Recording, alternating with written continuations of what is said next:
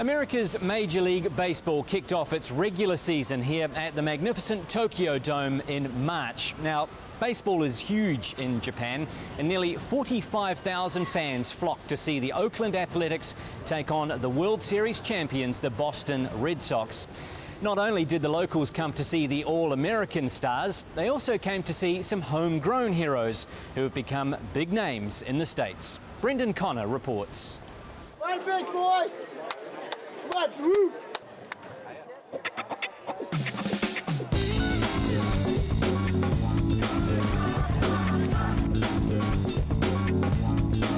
Baseball in America, such a well-loved game, such a slice of life in this country.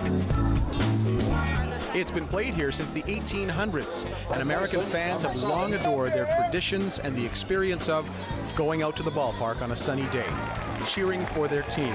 It's referred to here as America's grand old game.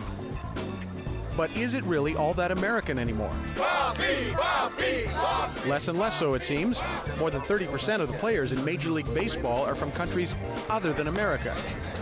Most come from Latin nations like Mexico, the Dominican Republic, and Venezuela, and Canada produces a handful as well. Now, there's also a new exporter of talent to the top baseball league in the world, and that is Japan. I like the American. Japanese players like TAGUCHI of the Philadelphia Phillies are popping up more and more in American baseball. When they arrive here, they usually have been playing professionally in Japan for 9 to 10 years. So they come well experienced and with many of the desirable qualities that teams look for. I think it's bringing an international follow. I think I know I'd played baseball in Japan for 6 years, and I know the following that the Japanese players bring to America, and I think it's good for baseball. And I think most of the times when the Japanese player comes here, he's usually a pretty good player. If you go back and look, and they've had good careers here, and that shows that they got players who definitely can compete at the major league level. And I'd say probably in the future you're going to see more. Yeah, I think it's good for American baseball, and then I think it's good for Japanese baseball also. Major League Baseball is the best. It's a #1 of the world. Usually, every country it's a kind of top player should become here. Japanese pitchers are certainly in huge demand. The reigning World Series champions, the Boston Red Sox, paid $50 million in 2007 just for the right to negotiate with star pitcher Daisuke Matsuzaka. Then they signed him to a contract for another $52 million. But he seems ambivalent about the influx of his countrymen to American baseball. I think it's definitely fine that players with the ability to play come over here to play, but just because there's more Japanese players, I don't know if that's something that makes me happy. It's just an individual thing. We don't care where they're from. If they can help us win games, we're not, we just want to have the best players we can, and we don't really care where they come from. They have a Red Sox uniform on, that's what we care about. The Los Angeles Dodgers are also in the business of importing Japanese players. The Dodgers have a long tradition of staging friendlies with top Japanese teams as far back as the 1950s. And they have long been scouting and signing players from there and bringing them to America. ACEY KOHROGI has been handling that key job with the Dodgers for years. I think because some of the concerns that they have is they're coming to a different country with different culture, different language, different food, different type of baseball even. You know, for us, we're going to bring a player all the way from Japan or anywhere in Asia over here. I think it's our obligation to make sure that they can focus on baseball, and that's been our philosophy. So we would provide interpreters so they can just don't worry about the language or the culture or anything like that, and we'll do whatever we can. The Dodgers as an organization see the merits in not only broadening their talent pool, but also their fan base and that of the sport worldwide. What you find happens is that when the Dodgers are the first to get a player from Japan, like Hideo Nomo, the first to get a player from Korea, like Chan Ho Park, you wind up annexing a fan base that may have cared somewhat before, but now cares passionately. And that's good for the Dodgers, that's good for baseball. The Japanese players are coming to America in ever-increasing numbers, and at first glance it seems easy to understand why, what the motivation would be. It's money. The multi-million-dollar salaries being paid in this country in this sport are far bigger than they could ever be paid in Japan playing professionally.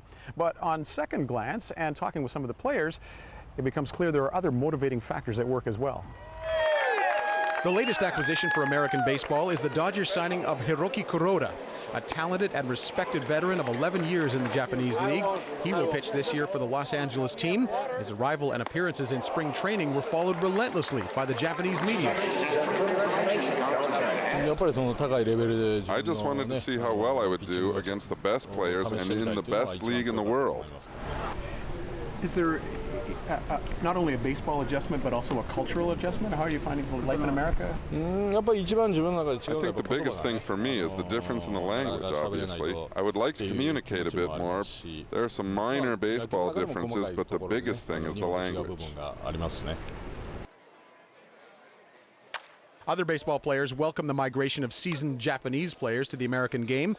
The consensus seems to be, if they can play at this level, bring them aboard. I really don't have a lot of knowledge of these Japanese pitchers. I have come across a few, and I just put my bat on their pitches. What else can I tell you? Discipline is just part of their culture. You know, they're just a step above compared to, you know, a lot of different cultures. But just the quality, the intensity they have, Kuroda and I don't know if they're all the same, but the ones that I've caught, you know, they're really intense. When the game's on, you know, they're getting after it. They certainly showed they can play on any level when in 2006 the Japanese team won the inaugural World Baseball Classic, an international tournament that featured many of the top players in the sport suiting up for their national sides. Japan defeated Cuba in the championship game. Still, American baseball fans and writers have begun asking if this is indeed the future of baseball in this country. Will it become like England's top football league, where the team rosters show fewer and fewer native players and more of the talent is imported? Baseball on the field is a meritocracy. The best players play. If the best players are Japanese, if the best players are Korean, if the best players are Chinese, if the best players are from Italy, wherever it is, you wind up bringing the world together through baseball. And when you do unite the world through baseball, you know that you're doing more than just playing a game. Baseball as a bridge across cultures? Possibly. If so, lately it's been Japan and America building that bridge.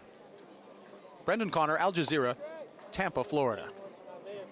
Well, as always, don't forget to check out our website, aljazeera.net/English. There you can catch up on all the latest sports news. You can watch any of our Sportsworld stories online and tell us what you think of the show. That's aljazeera.net/English.